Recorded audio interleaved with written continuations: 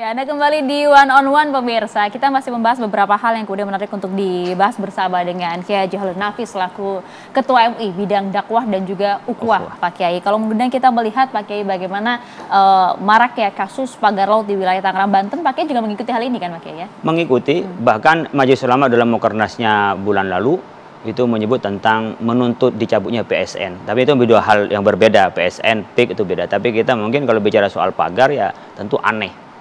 Ya, aneh ya. Ya aneh gimana? Umpamanya lautan kok sudah ada sertifikatnya, itu aneh kan.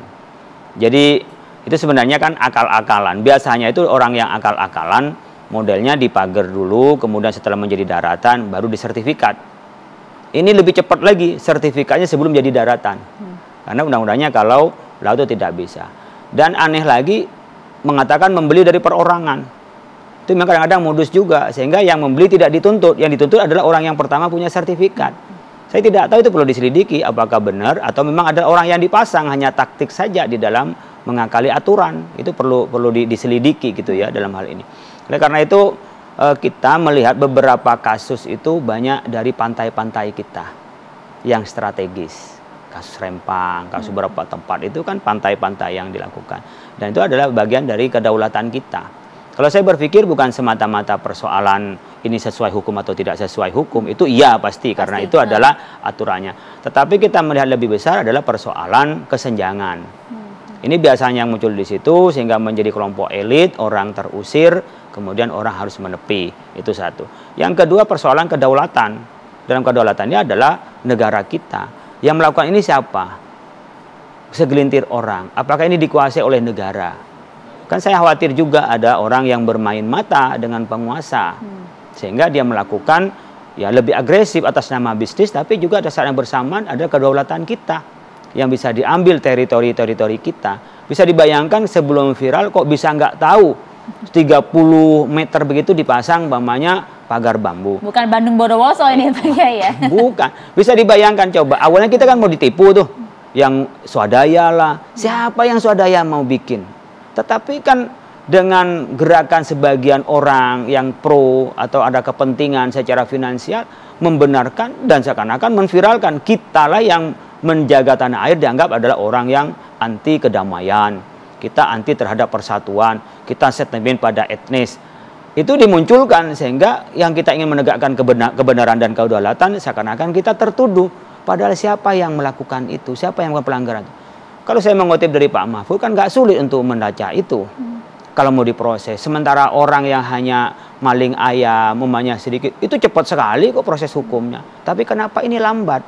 Kami ikut bersuara, makanya di MUI sampai sekarang masih ada tim tabayun dan saya termasuk bagian dari tim itu. Nah itu dia Pak Kiai, banyak juga yang kemudian mempertanyakan, mengapa sih MUI kemudian harus bersuara untuk kasus ini?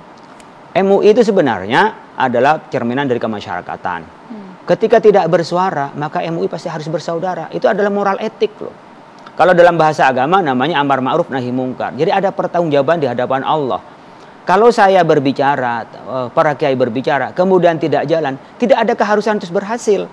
Tapi bagi pertanggungjawaban kami yang tahu terhadap kebenaran, tidak menyampaikan kebenaran, ada kebatilan tidak dicegah, kami ada pertanggungjawaban di hadapan Allah. Maka saya sekarang sudah menggelinding kasus dengan pemagaran, pemerintah sudah turun tangan. Saya ucapkan terima kasih kepada Pak Prabowo dan juga Menteri ATR, sahabat Nusron Wahid, karena juga teman kita ya, sama-sama dulu di gerakan mahasiswa. Saya ucapkan, saya berikan jempol, saya bilang, saya ngomong di Twitter, saya mendukung. Dan bagi kami nggak usah ngomong lagi, karena sudah ada yang nanganin. Jadi proses kami di MUI adalah bagaimana bisa mengantarkan terhadap perbaikan ketika orang sudah sadar untuk melakukan perbaikan, dia sudah proses hukum. Apakah dicabut secara undang-undang, ada yang lebih lama seperti di Surabaya karena sudah terjadi sekian lama, nggak mungkin langsung dicabut oleh kementerian, dia harus melalui pengadilan. Itu proses hukum.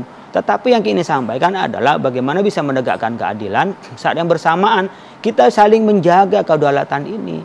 Karena ada orang yang pura-pura tidak tahu, ada orang yang juga memang sekongkol. Jadi ada dua proses, ada yang pura-pura tidak tahu, ada yang mengerjakan secara sekongkol itu. Kan tidak mungkin, wong kita juga lewat, kita juga ngambil ikan di tempat lain itu kita ketahuan, apalagi kita sampai mager seperti itu. Bagaimana sampai ada sertifikat? Kan nggak mungkin. Ya, ini kan Menteri ATR BPR juga sudah membuka hal ini, siapa para pemilik sertifikat gitu ya Pak Kiai. Harusnya diproses hukum dong. Bukan hanya sekadar tahu proses hukum, karena hukum itu pada dasarnya al-mawani wa zawajir, memberi langkah preventif bagi orang yang melakukan dan bikin aspek jera bagi yang melakukan. Di sini kita butuh penegakan hukum sehingga tak lagi nanti main-main. Siapa orang dalam yang main? Siapa yang melakukannya? Itu harus ditindak. Tidak cukup hanya pencabutan. Kalau sekadar pencabutan banyak orang korupsi yang enak dong. Yang penting dikembalikan korupsinya, aman dia. Nah, yang kita ingin memberikan aspek jera kepada orang-orang yang melakukan pelanggaran hukum adalah dengan cara sanksi hukum itu. Maka kita disebut dengan negara hukum. Nah, disinilah perlu kita mencari pemimpin yang tegas, pemimpin yang adil. Untuk apa?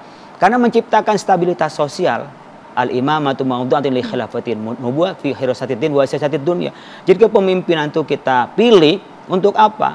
Meluruskan misi kenabian. Apa itu? Yaitu menjaga stabilitas sosial dan juga menjaga harmoni umat beragama. Nah, sekarang stabilitas sosial ketika terjadi kesenjangan, terjadi ketidakadilan, kemudian ada pelanggar hukum, dia akan melakukan orang melanggar hukum. Contoh umpamanya, ketika ada orang membunuh, tidak ada hukuman bagi orang yang membunuh, maka orang akan membalas kepada pembunuh. Dan itu akan menjadi kekacauan. Tapi dengan adanya hukum, pemerintah yang adil hadir di situ, maka orang masa puas, saya tidak perlu balas dendam loh. Kenapa? Sudah ada hukuman. Saat yang bersamaan, masyarakat menjadi takut, jangan sembarang loh, ada hukuman. Makanya di beberapa negara yang hukumnya tegak, maka lebih bisa menjadikan stabilitas sosial. Tapi kalau begitu Pak Kiai, akankah kemudian kita bisa yakin bahwa orang-orang yang sudah bersalah dalam hal ini pasti akan dihukum oleh pemerintah kita dengan cepat, dengan tegas dan transparan? Kita berharap itu.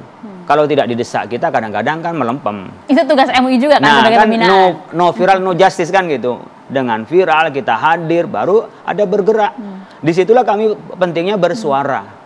Maka kalau kadang-kadang ada yang suka, ada yang tidak suka, pasti orang yang tidak diuntungkan pasti tidak suka. Tapi orang yang tidak bisa bersuara diwakili, dia suka. Kita nggak perlu berpikir dengan suka dan tidak suka. Yang penting pada jalan yang benar kita sudah menyampaikan. Karena ada pertanggungjawaban yang lebih besar daripada di hadapan manusia, ada di hadapan Allah itu. Nah, itu yang kita lakukan dari Majelis Ulama Indonesia. Di tengah mungkin orang tidak ngeh dengan hal ini, kurang perhatian, kami akan masuk di tempat-tempat gimana menghadirkan kenyamanan.